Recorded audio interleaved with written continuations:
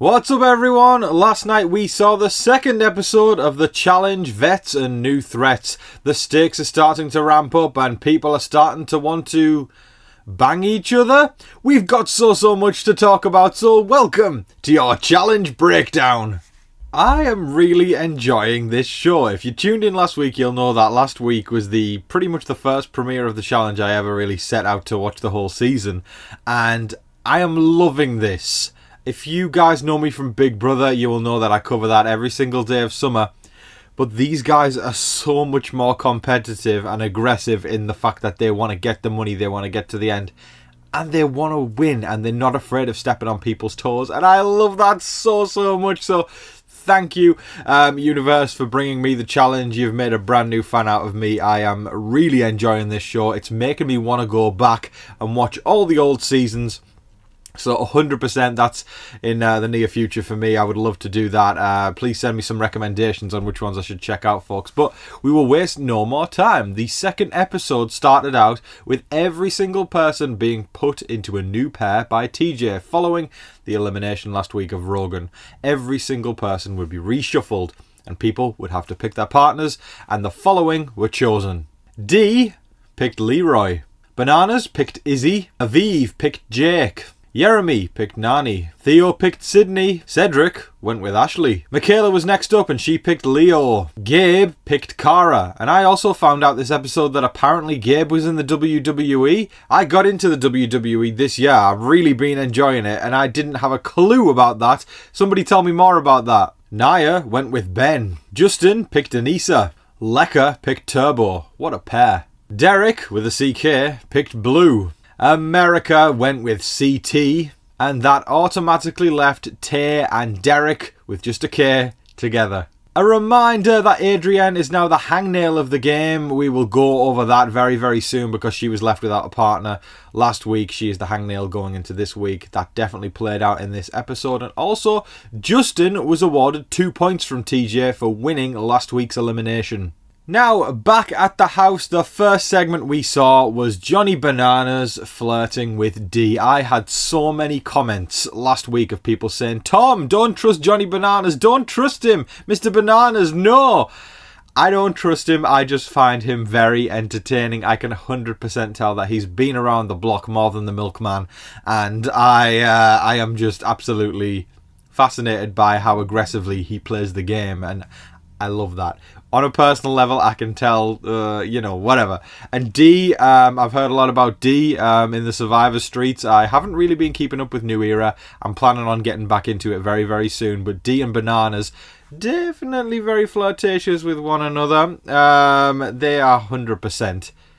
I'm not going to sugarcoat this. They're going to bang. They're going to bang at some point. And there's a certain person who is not very happy about that. And that person is Will.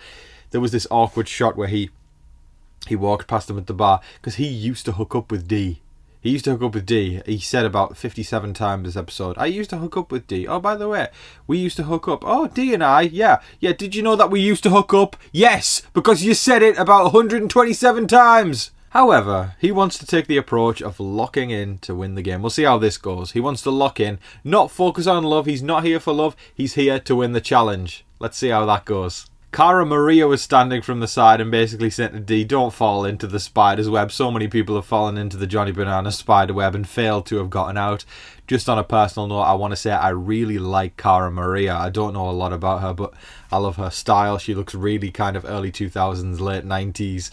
I'm a baby of 2002, actually, so to me, I just thought she just looks so cool. I want to hang out with her. I don't know. I don't know much about Cara Maria, but I really like her vibes, and I hope I'm onto something there. And that I'm picking up on the good vibe check from Cara Maria. In terms of some other social dynamics that were established in this episode, we of course know that CT is a legend in the challenge, and Adrienne as the hangnail is looking for any angle she can to get in, and she figures that going to CT for wisdom would be the best thing to do. They seem to have a good rapport with one another, and she believes that he can guide him, give him some wisdom due to his many experiences in the challenge. I also saw in the comment section last week a lot of love for CT, so I'm not the only one there that's been really enjoying him.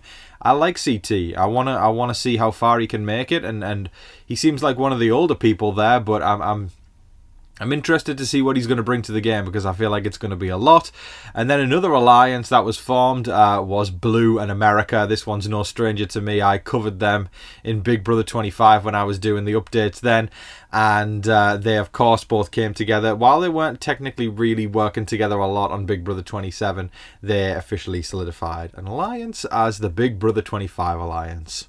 Jeremy, Lekka, Dee and Sydney all got together at one point and acknowledged that they believe they are the strongest rookies in the game. Not only that, but they believe that they have the most social connections out of everyone and therefore they should stick together as the core four. We then saw a confessional from Lekka where she was talking about taking out the vets. I really like Lekka. I don't know much about her, but this episode, Stockwatch just went... Whew, it skyrocketed. I really, really like her. If Lekka was on the stock markets in New York, I'd be investing in Lekka because she is awesome. She is badass, and I feel like she's really here to win. She wants to take out the vets, and she's not here to mess around. I like Lekka a lot, but yes, that four there, Jeremy, Dee, Sydney, and Lekka are going to try and stick together. But again, we'll see how long that one lasts. It was time for the challenge now, and it was basically said that Adrienne, as the hangnail, will not compete in this challenge, but she will still face the jury vote, meaning that the winner of this challenge would basically pick who would go against Adrienne in the jury vote. These two people would then, there'd be a vote from the jury, from the house, and then the person with the most votes would face off against the loser, the last place person of this challenge. And boy oh boy did I enjoy this challenge. I have not watched a lot of challenge, like I said, but I was watching it with my partner Sam, who a lot of you all know and love, and Sam's watched a bit of the challenge before over the years. It's been a long time since Sam's thrown herself back into watching it, but for me it's kind of brand new to me and I haven't watched a lot of it. So to me, I was blown away by the production value. I watch all these comps on Big Brother and Survivor, and while I love it, it's like it makes it look like a kid's playground. It makes Survivor and Big Brother look like a little kiddie playground. You want to go play on the slide and the swings while, mommy and daddy go and look at dune buggies flying at 200 miles per hour. It was insane. So basically this challenge, there were big ditches that were dug out in the ground, and these dune buggy 4x4s would fly past at God knows how many miles per hour, so fast. And on the underbelly of these dune buggies were codes that had a corresponding colour on them. And every single person would have to stand under, and it would go, it would fly past, probably faster than that. And they had to look under the underbelly. So it was like, oh, squirrel, like that. And they would have to get these codes and these colours, and then they would have to run off to their boards. Each of them had a board, and they had to put the correct tiles in the right places. There was a pattern, and the last person to do it, of course, would be in the elimination. And wow, we got to see some interesting social dynamics in this one. Not only the challenge was freaking amazing, but the social dynamics that came through were definitely something we need to talk about. We saw Theo talking about how he used to be a professional sprinter and he wanted to use his reaction times and attention to detail to his betterment in this challenge. Will, on the other hand, used his professional experience of, I've dabbled with a crossword once in a while. Michaela was completely struggling because she didn't have her contacts in. I've got to say, I'm enjoying Michaela a hell of a lot more than I enjoyed her on Survivor. I was not the biggest fan of Michaela when she was on Survivor, but this older Michaela, this more mature Michaela, seems a bit more meticulous and like she's got her head in the game more, and I can't wait to see more of Michaela, actually. Gabe had a little segment where he was saying, if you know anything about Cara Maria's past on the challenge, that she is really good at puzzles. Blue was getting very frustrated with her partner Derek, saying that he wasn't doing anything while she was sat on the floor. But two people that really badassed out together was Lekka and Turbo. Those two were on a rocket ship on their way to Mars with no stopping in sight. I really like the dynamic between those two. I mean, from what I understand, Turbo is a legend in the challenge. I also really like Lekka. Similar to Bananas and Dee last week, they are the power couple of the week this time. And they went on to win this challenge. They came first, but here are the placements. Obviously in first, Lekka and Turbo. In second place, it's Olivia and Will.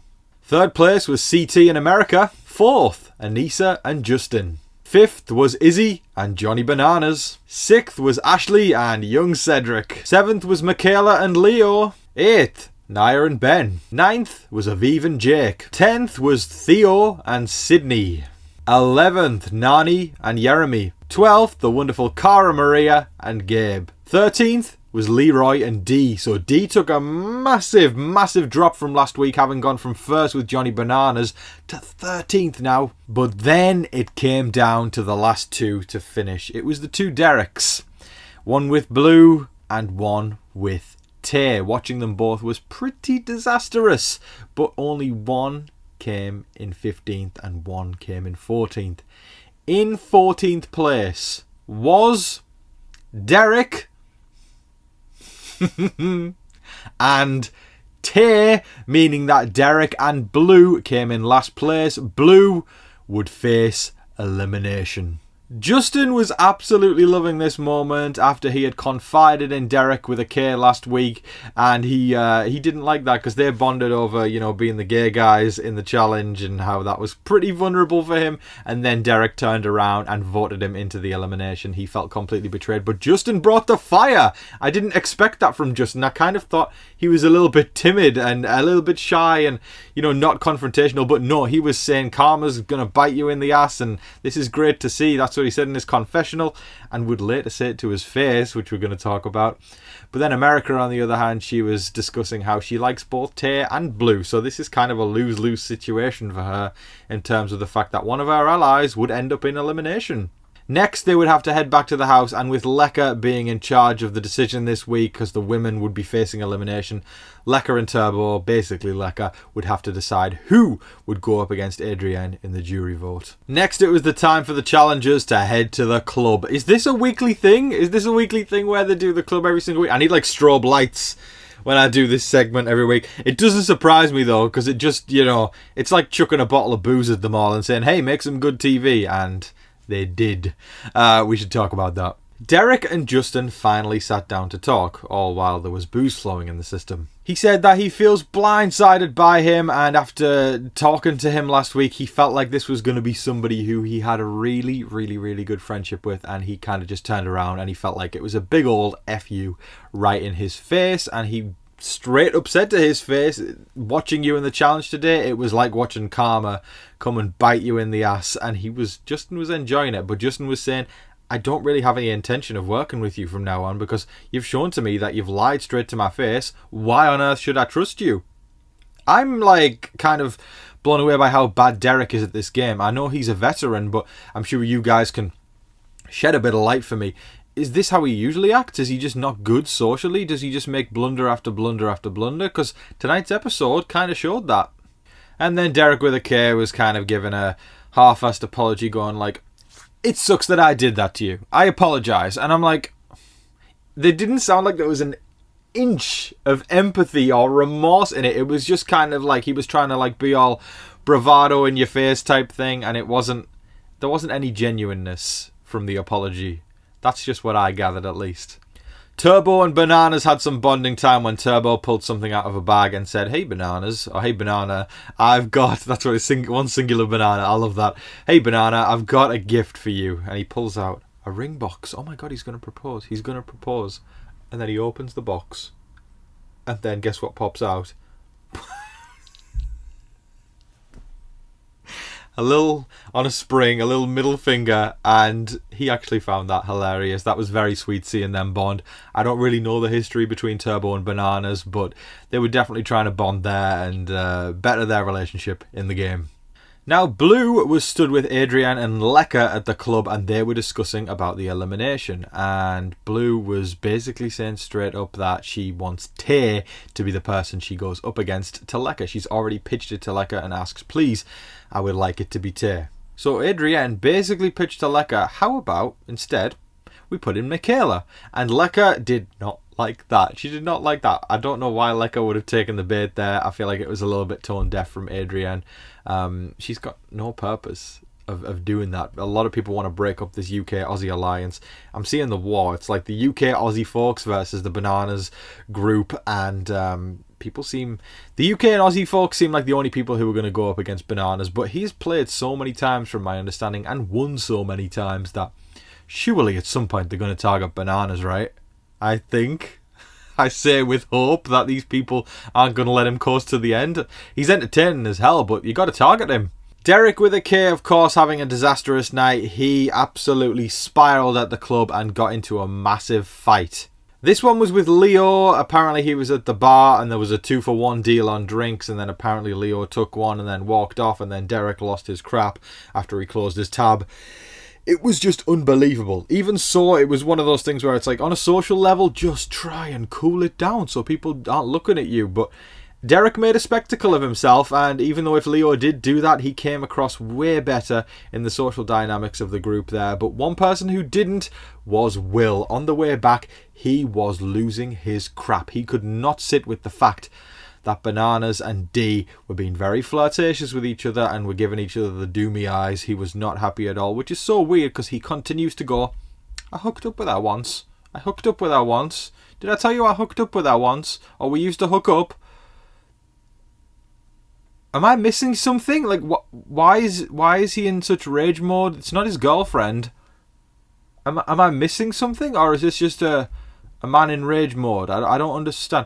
On the way back on the bus, he was punching the front of the seat. Real mature. Yeah, he was punching the seat in front of him. I'm sure we're incredibly drunk at this point. But again, I think everyone was like, Will, what on earth are you doing, bro? Back at the house, Will was talking about the fact that he doesn't like the fact that Dee is mistaking his kindness for weakness. What's the kindness? That, like, he's allowing her to be around him while they used to hook up? I'm so confused. What is the... Maybe I'm missing context here, but he reacted in a very, very odd way. He was completely irate at the house, and we had to have several people calm him down. Lekka and Justin were hanging with him, and Lekka suggested that he does the adult thing and actually just goes to talk to her. Rather than going rage mode and going around the house and getting all angry, go and talk to her one-on-one. But Will was like, no, she knows exactly what she's doing, and yada, yada, yada. And he was getting worse and worse and worse until Anissa stepped in, gave him a bit of a pep talk, talked him down off the ledge a bit. I really like Anissa. I discussed her last week. I get nothing but good vibes from this lady. I like her a lot. Very cool woman. I feel like I have a lot of respect for her. I want to see her make it really far, and I kind of want to see her win. I've got several people I want to see win, and Anissa is one of them. But despite Anissa calming him down, Will is still looking over the balcony at downstairs where Bananas and Dee are cuddling in the moonlight and looking at the Big Dipper up top. And then Lekka turned around and said what everybody was thinking, including myself. She took the words right out of my mouth. Why are you acting like she's your girlfriend? It then cuts to Dee in a confessional where she's saying maybe Will thought this was something more than it actually was. And then it took a turn for the worse. Will took his fist and smacked it into a wall. We heard glass breaking or something breaking, maybe a tile, and his knuckles were all cut up. Everything looked really, really bad.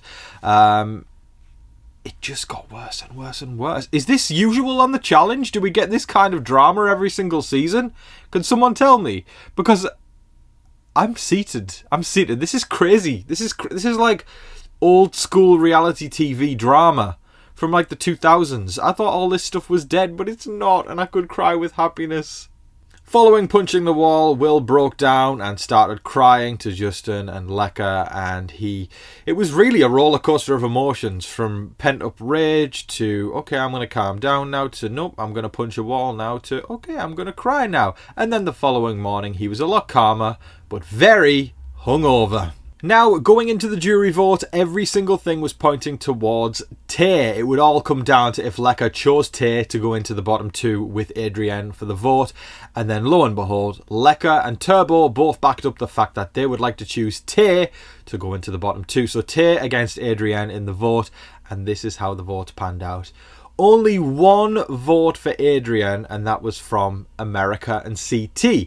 Now, America is definitely going to take the brunt of that vote because she was the one who stood up front and said it, and CT backed it up, but CT didn't he kind of seemed a bit nonchalant about it. You know, he didn't really kind of pick a side. He was like, yeah, okay, whatever. And America, on the other hand, kind of stood on ground and said, I like both of these girls, but I've had a better connection with Tay, so I'm going to pick Adrienne. But I don't know if this is anything like Big Brother and Survivor, where that could come bite her in the ass for not conforming with the majority. I get the impression that on the challenge there is a little bit more wiggle room to not conform, and people aren't going to try and get you out if you don't go with the majority. But then again, when there's nothing else to target and there's no other reason, then that becomes a reason. So I'm looking out for America over the next few weeks, because I think she could be in trouble just from that bit alone. That's just my game perspective there that I've seen from analysing Big Brother for years. I'm picking up on that. But then the rest, the entire rest of the cast voted for Tay, meaning that Tay would go up against Blue in elimination.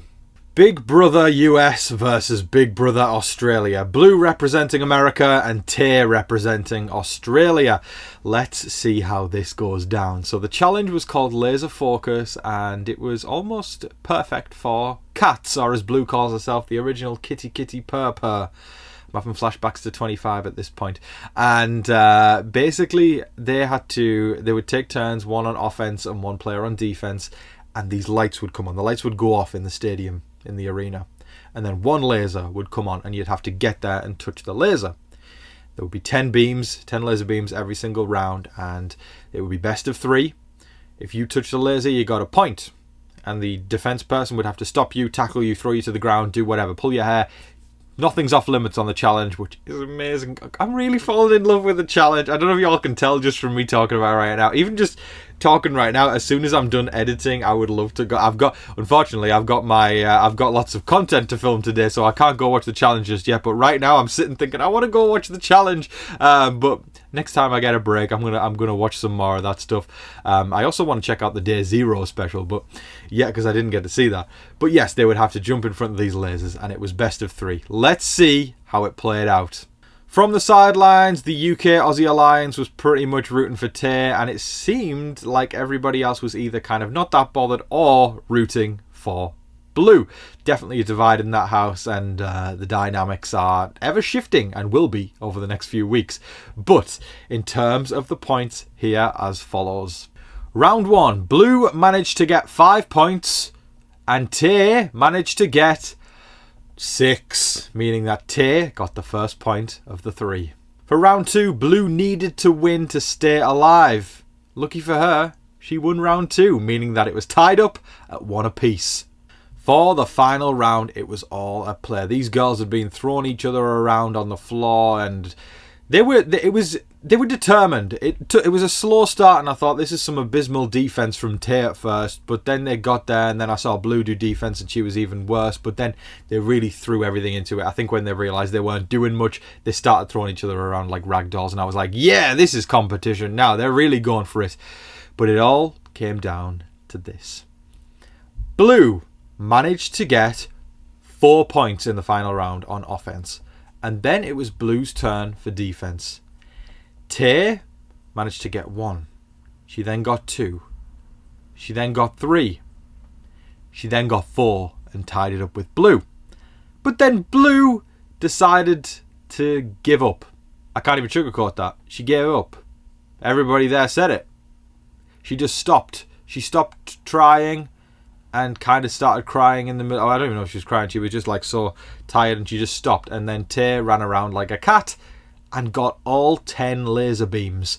Blue, after giving up, has been eliminated from the challenge. Commiserations to Blue and congratulations to Tay, who will stay in the game. Big Brother Australia beat Big Brother US this week.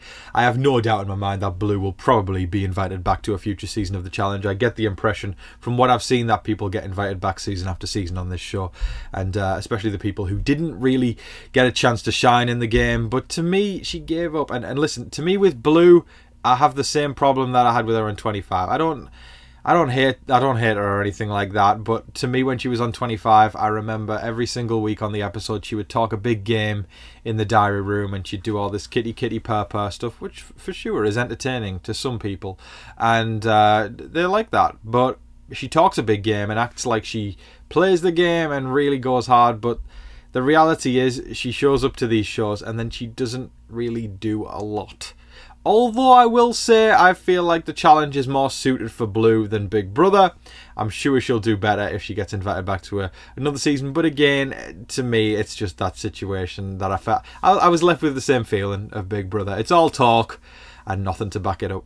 With Blue eliminated and Tay returning to the group, TJ announced that next week we will see new partners again. Every single week it's a switch up and it's turning around like a hurricane, and it will happen again in episode 3 next week. That's all of your challenge breakdown for today, folks. I thoroughly hope you all enjoyed watching. I am really enjoying the challenge. It might be my favourite thing that I'm watching right now. I know I've got a love affair with Big Brother, and I always will, but personally right now, I think I'm enjoying the challenge more. I can't wait for episode 3. I enjoyed this one more than episode 1. I get the feeling it's going to be one of those things where week after week after week, I enjoy it more and more and more. I'm like really intrigued seeing it all heat up, and I can't wait till the numbers dwindle down and see how people do in the end game, see how far some of these vets make it. I'm invested. I love the challenge. I am really enjoying this show, and I thank every single person for joining me for this new venture on the channel where we do the challenge breakdown. If you enjoyed this video, please hit the like button. When I'm starting to do new videos, that like button really helps me out more than you even know. If you would like to join the postcard wall or send me some mail, I am aiming to get a postcard from every single state. So if you want to join in there, folks, send me one, even if it's from a different country, because I know I've got viewers in Australia, Canada, the UK, everywhere. I know I've got in the Philippines, like I've got people from all over. So if you are watching this right now in one of those countries or states, send a postcard in. I'd love to hear from you soon. I'm going to do an unboxing mail video very soon, so get them in for that. And yeah, I'll open them up and read them out loud on that video. But thank you so much for watching, everybody. Let me know who your favorite person on the challenge is right now. I'm really enjoying CT. I like America. Bananas kind of comes across like a sleazeball, but I kind of love it. Dee, I feel like, is playing everybody in there. There's a lot of folk that I'm enjoying. Anissa, I really like Anissa. I'm enjoying Justin. I really like Cara Maria. I can't wait to see more from her. She's a cool cucumber. I like her a lot. But yeah, Izzy seems cool as well. Also a fellow UK represent. Let's go Izzy. But yeah, I'm looking forward to the rest of the season. Can't wait to see how it pans out. But thank you so much, folks. I hope that you're staying safe, staying positive, and staying healthy out there. And remember to be kind to one another. But in the meantime, please don't forget to like, share, comment, subscribe, do all of that wonderful stuff. But until your next challenge breakdown, I've been your host, Tom VASEY. Good night.